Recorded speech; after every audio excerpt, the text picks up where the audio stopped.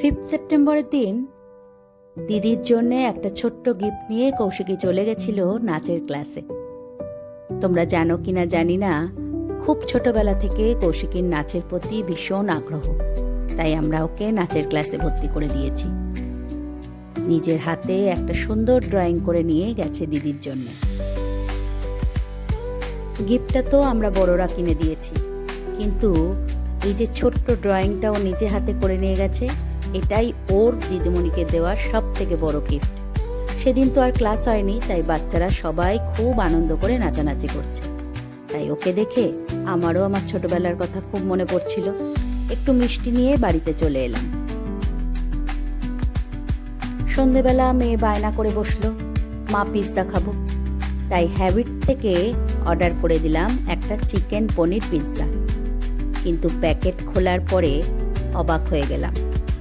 আমি তো অর্ডার দিয়েছিলাম একটা পিৎজা, কিন্তু ওরা আমাকে আরও একটা পিৎজা টেস্ট করার জন্য পাঠিয়ে দিয়েছিল।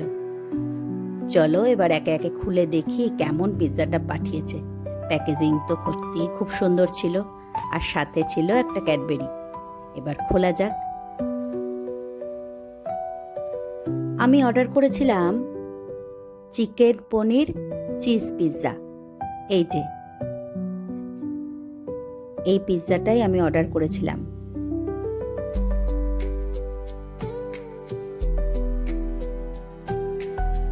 পিৎজাটা দেখতেও যতটা লোভনীয় ছিল, খেতেও কিন্তু ততটাই টেস্ট ছিল।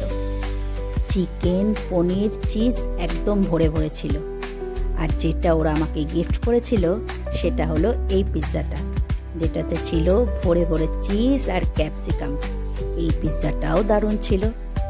অনেকক্ষণ ধরেই পিৎজা দুটো নিয়ে ভিডিও করা চলছে, আর পাশে কিন্তু আমার টেস্টিং মাস্টার অনেকক্ষণ ধরে অপেক্ষা করছে, মানে কৌশিকী। আর বেশি কথা না বাড়িয়ে সোজা আমার টেস্টিং মাস্টারকে পিৎজাটা তুলে দিলাম। আমি যখন হাতে করে পিৎজাটা তুলছি, দেখে নিশ্চয়ই আপনারা বুঝতে পারছেন পিৎজাটা কতটা সফট। একদম কিন্তু হার্ড ছিল না, আর খেতেও দারুণ ছিল। আমার রিভিউ মাস্টার এক্ষুনি রিভিউ দিয়ে দেবে যে পিৎজাটা খেতে কতটা সুস্বাদু ছিল। আপনাদের যদি এই হ্যাবিটের পিৎজাটা খেতে ইচ্ছা করে, অবশ্যই আপনারা জোম্যাটোতে অর্ডার দিতেই পারেন। আমার তো দারুণ লেগেছে। তাহলে চলুন ভিডিওটাও আজকে এখানে শেষ করছি। দেখা হচ্ছে আবার একটা নতুন গল্পের সাথে। সবাই খুব ভালো থাকবেন, সুস্থ থাকবেন, সাবধানে থাকবেন। আর ভিডিওটা কেমন লাগলো সেটা অবশ্যই কমেন্ট বক্সে জানাবেন। দেখা হচ্ছে আবার একটা নতুন গল্প নিয়ে।